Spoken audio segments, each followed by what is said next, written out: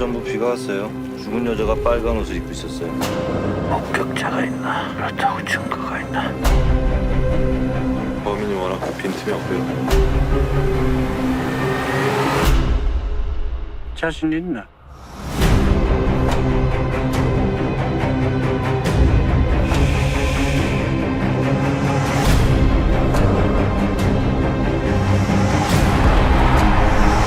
준비됐나? 오늘 밤에요. 오늘 당장 터지고 맙니다.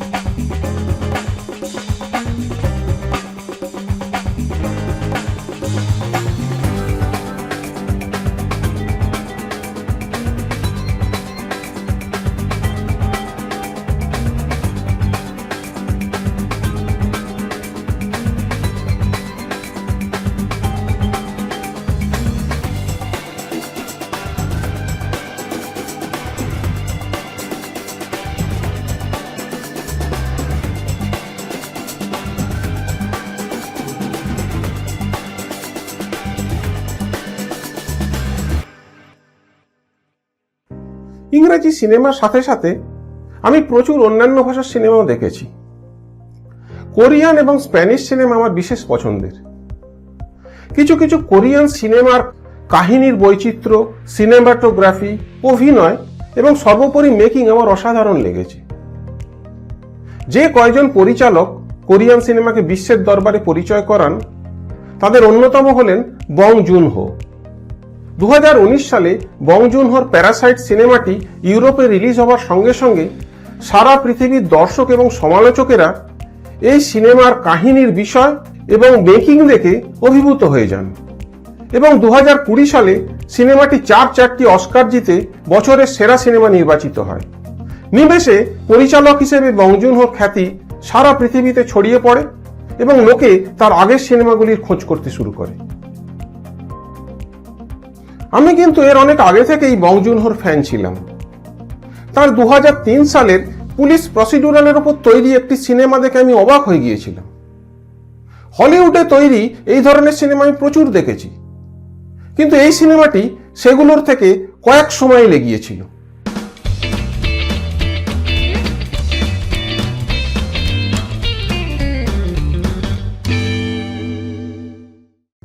আশির দশকে south Korea military ডিক্টেটরশিপের অধীনে এক অশান্ত সময়ের মধ্যে দিয়ে যাচ্ছিল।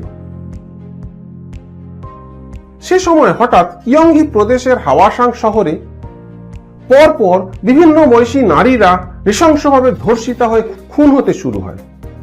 কিশোরী থেকে শুরু করে 70 বছর বয়সী বিভিন্ন বয়সের 10 জন নারী পরপর ধর্ষিতা হয়ে খুন হন। এই সিরিয়াল কিলিং এর ঘটনা সে সময় সারা দক্ষিণ কোরিয়াকে নাড়িয়ে দিয়েছিল। এটি ছিল দেশের প্রথম হাই প্রোফাইল ধারাবাহিক খুনের ঘটনা। প্রায় 18 লক্ষ পুলিশকে তদন্তে নিয়োগ করা হয়েছিল এবং প্রায় 3000 জন সন্দেহভাজনকে জিজ্ঞাসাবাদ করা হলেও শেষ খুনের ঘটনাটির পরেও কাউকে গ্রেপ্তার করা যায়নি। তাই শেষ পর্যন্ত কেসটি আনসলভডই রয়ে যায়। বং জুন হোর 2003 সালের মেমোরিজ অফ মার্ডার সিনেমাটি এই আনসলভড সিরিয়াল কিলিং কেসের ওপর ভিত্তি করেই তৈরি। কাহিনীর সূত্রপাত অক্টোবরের এক সুন্দর সকালে দিগন্তব্যাপী সোনালী ধানের ক্ষেতে। ক্ষেতের মাঝের মেঠো রাস্তা দিয়ে ট্র্যাক্টরে চড়ে একটি গোলমুখের যুবক এসে নামে।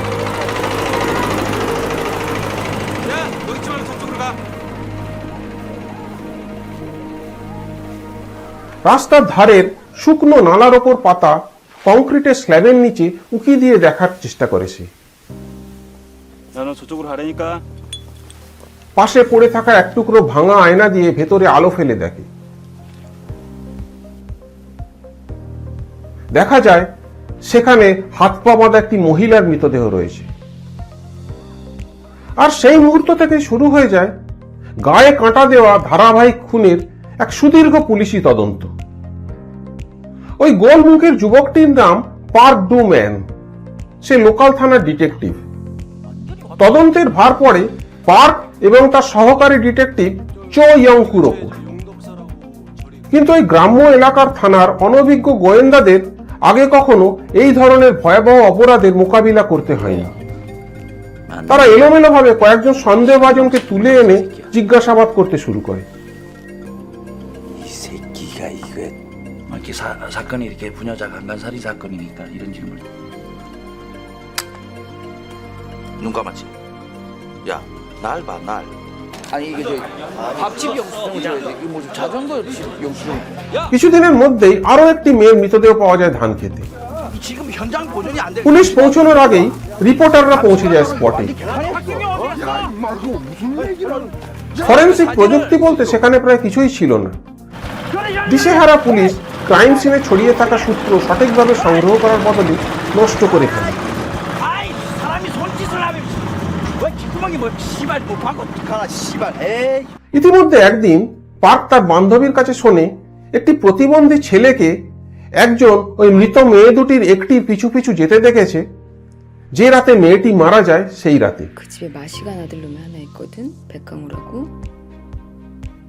그 광우란 놈이 맨날 좋다고 따라다녔대요, 이양수길. 이양수. 죽은 이양수. 그리고 더 중요한 건 이양숙이 살해되던 그날 밤 광우가 이양숙 뒤를 졸졸 따라다니는 거 봤대요. পার্ক খবরটা লুফে নেয় এবং ছেলেটিকে থানায় তুলে নিয়ে আসে। সেখানে সে এবং তার সহকারী চো মিলে ছেলেটির উপর অত্যাচার করে তাকে ভয় দেখিয়ে স্বীকারোক্তি আদায় করার চেষ্টা করতে থাকে। 나 남자들끼리 툭 까놓고 새끼 분여자 보면서 또 꼴리고 씨발 안 하고 싶고 나 임마 나도 내 나이 때 새끼야 친구들끼리 어울려 다니면서 하고 다 이해해 임마. 워낙 성격이 급하다 보니까 가끔씩 그런 일이 그게 뭐 흠이 될 수는 없고 그런데 뭐 주먹으로 사람을 뭐 때리고. 야 백강호 일어나봐.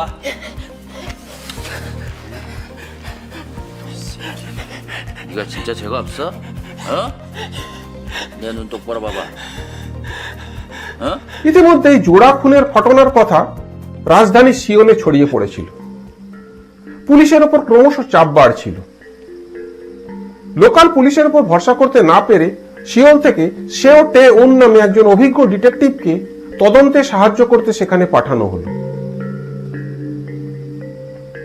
ডিটেকটিভ সেও থানায় পৌঁছানোর আগেই রাস্তায় তার সঙ্গে পার্কের সাক্ষাৎ হলো অদ্ভুতভাবে। 저 여기 저 혹시 저기요. 아니요 길 좀 물어보려고 그러면 일어나주세요. 잡아드릴게요. 일어나세요. 공파치냐? 어? 여기 강간의 왕국이야? 이거 씨발놈 새끼야. পার্ক সেওকে এই খুনি সন্দেহ করে গ্রেপ্তার করল, যদিও পরে ভুল বুঝতে পেরে তাকে থানায় নিয়ে এলো। 미안합니다. 근데 그 싸움 그렇게 못해서 어떡해 형사가. 뭐 사람을 그렇게 못 알아봐서 어떻게 형사가. সবকিছু দেখে শুনে বুদ্ধিমান সেওর বুঝতে দেরি হলো না যে প্রতিবন্ধী ছেলেটির পক্ষে এত নিখুঁতভাবে খুন করা সম্ভব নয়।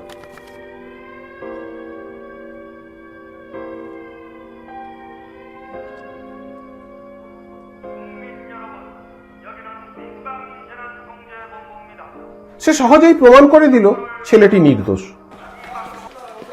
야 어디서 와?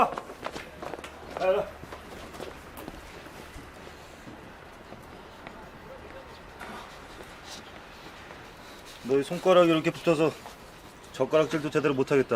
그지? 뭐 어릴 때부터 이런 거지?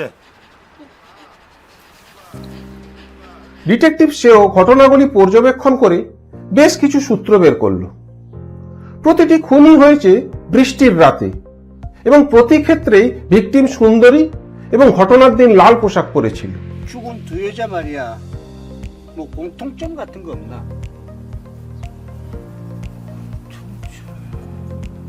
일단 둘 다 이혼이라는 점. 상당히 예쁘다는 거.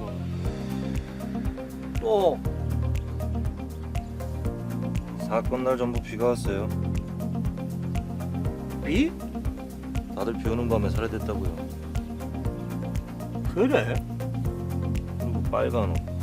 এছাড়াও তার বিশ্বাস শুধু এই দুজনই নয়, 2 মাস আগে হারিয়ে যাওয়া 27 বছরের একটি মেয়েও এই খুনেরই শিকার হয়েছে। 죽은 여자가 빨간 옷을 입고 있었어요. 이 2명 다? 아니요, 3명 다. 3명이나? 무슨 소리야 지금? 살해된 여자가 하나 더 있어요. 아직 시체가 안 나와서 그렇지. 이 실종자 신고서인데요. 이름 독특하죠. 덕고 연순 27세. 2달 전 7월 18일 실종됐습니다. সেও ছিল রীতিমতো সুন্দরী এবং নিখোঁজ হওয়ার দিন লাল পোশাক পরেছিল। 이건 단순 실종이 아닙니다, 반장님. 서류들만 자세히 훑어봐도 알 수 있죠. 서류는 절대 거짓말 안 하거든. 그 실종 당시에 덕고 연순이 입은 옷이 붉은색 남방입니다. 서류도 떡하니 나와 있죠. এমনকি সে ওয়েদার রেকর্ড থেকে জানতে পেরেছে যে রাতে মেয়েটি নিখোঁজ হয় সে রাতেও বৃষ্টি হচ্ছিল। 그건 뭐야? 이거 여기 사인펜으로 표시된 부분이 그 실종되던 날 날씨입니다. 그날 저녁도 비가 왔죠. সেও বলে সে কিছুটা আন্দাজও করতে পেরেছে 2 মাস 아গে নিখোঁজ হয়ে যাওয়া মেয়েটির মৃতদেহ কোথায় পাওয়া যেতে পারে। 시체가 어디쯤 있을지 대략 짐작이 갑니다. 제일 뒷장 지도 보세요. 예. 제가 여기 실종 당일날 이 여자 동선 예상 범행 지점 전부 체크해봤습니다. 정경 2개 중대만 붙여주십시오. 이틀 안에 찾습니다. 자신 있나? সেওয়ের এইসব থিওরি পার্কের বিশ্বাস না হলেও পুলিশ চিফ কিছুটা কনভিন্সড হলেন এবং সেওকে তার চিহ্নিত জায়গায় তৃতীয় ভিকটিমের বডি খোঁজার অনুমতি দিলেন।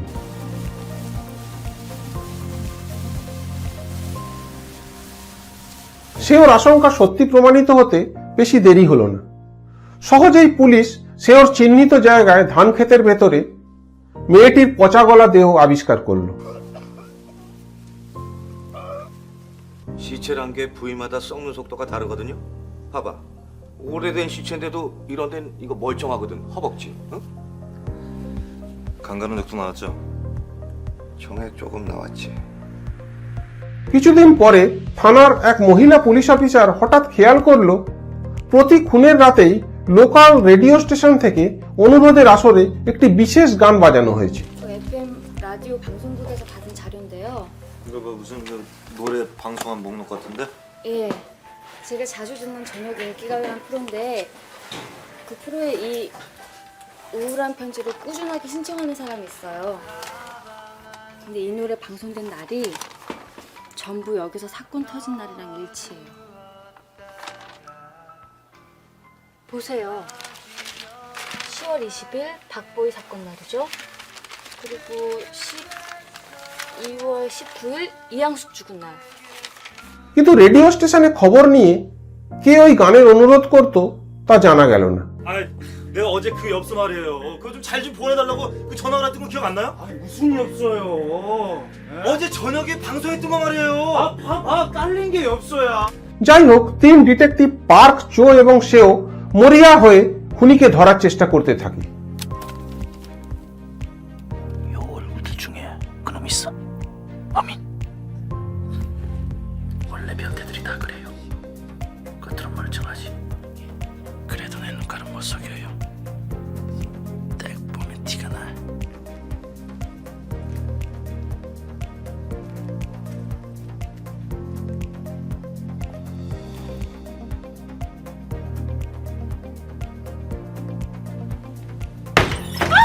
এক সময় সেও খুনির সন্ধান পেয়ে তাকে গ্রেপ্তারও করে, কিন্তু যখন প্রমাণের অভাবে তাকে ছেড়ে দিতে হয় তখন তার রাগ ও হতাশা দর্শকদের মধ্যে সঞ্চারিত হয়।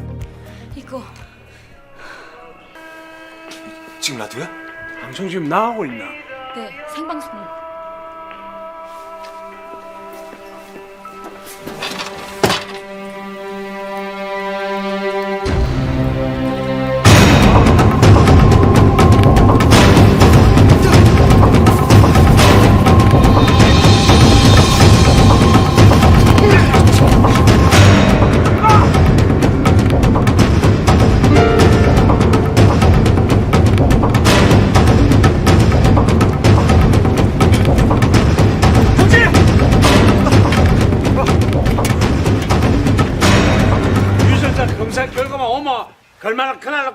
하고 막. 그래. 그 새끼를 치다니 내가. এই খুনের তদন্ত কিভাবে শেষ হয়েছিল বা অপরাধীকে ধরা গিয়েছিল কিনা তা আমি এখানে বলছি না, কিন্তু সিনেমার শেষে বহু বছর পরে আর এক শরতের সকালে সিনেমা যেখানে শুরু হয়েছিল সেই ধান ক্ষেতের মাঝে আমরা এসে পৌঁছই। সিনেমার এক প্রধান চরিত্রকে আমরা আবার দেখতে পাই এবং তার সঙ্গে আমরাও হতবুদ্ধি হয়ে যাই কিছু জেনে, যা আমাদের সিদ্ধাঁড়া দিয়ে আতঙ্কের ঠান্ডা স্রোত বইয়ে দেয়। এই বিখ্যাত স্লো বার্নিং থ্রিলারটি 80-র দশকে সাউথ কোরিয়ার গ্রামের জীবনযাত্রার নিখুঁত ছবি তুলে ধরে। হাড় হিম করা শীতল আতঙ্কের সঙ্গে ডার্ক কমেডির সঠিক মিশ্রণ সিনেমাটিকে একটি আলাদা উচ্চতায় পৌঁছে দেয়। এই সিনেমায় ডিটেকটিভ পার্ক ডু ম্যানের ভূমিকায় অভিনয় করেছেন সং ক্যাং হো। তার সহকারী চো ইয়ংকুর ভূমিকায় কিম রো হা এবং সিওল থেকে পাঠানো ডিটেকটিভ সেও টে উনের ভূমিকায় অভিনয় করেছেন কিম স্যাং কিউং। 2007 সালে ডেভিড ফিঞ্চারের জোডিয়াক সাউথ কোরিয়ায় মুক্তি পাওয়ার সঙ্গে সঙ্গেই তার সঙ্গে মেমোরিজ অব মার্ডারের তুলনা শুরু হয়ে যায়, কারণ এই সিনেমাটিও কুখ্যাত ধারাবাহিক হত্যাকাণ্ডের উপর ভিত্তি করে তৈরি, যা আজও অমীমাংসিত। আর এখানেও গোয়েন্দাদের আবেগ এবং হতাশা ফুটে উঠেছিল, যারা ওই ভয়াবহ খুনিকে ধরতে চেয়েছিল। ভিডিও শেষ করার আগে এই সিনেমা সংক্রান্ত একটা বিশেষ ঘটনা এখানে বলার লোভ আমি সামলাতে পারছি না। যেহেতু আমি সবসময় গুগলে সিনেমা সংক্রান্ত বিষয়ে সার্চ করি, তাই আমার ফোনের গুগল ডিসকভারিতে সাধারণত সিনেমা বিষয়ক খবরই বেশি আসে।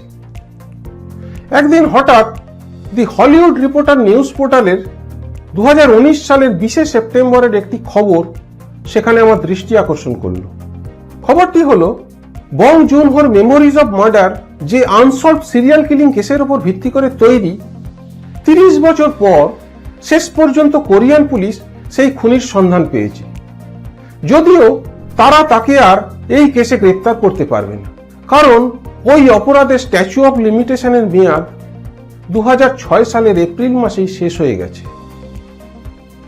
খবরটি পড়ে গায়ে কাঁটা দিয়ে উঠল।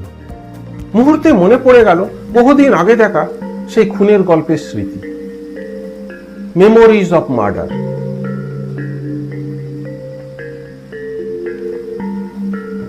আপনারা যারা রিয়েলিস্টিক থ্রিলার পছন্দ করেন, তাদের এই সব দিক থেকে অসাধারণ সিনেমাটি দেখতেই হবে। আজকে এখানেই শেষ করলাম। আপনারা ভালো থাকবেন।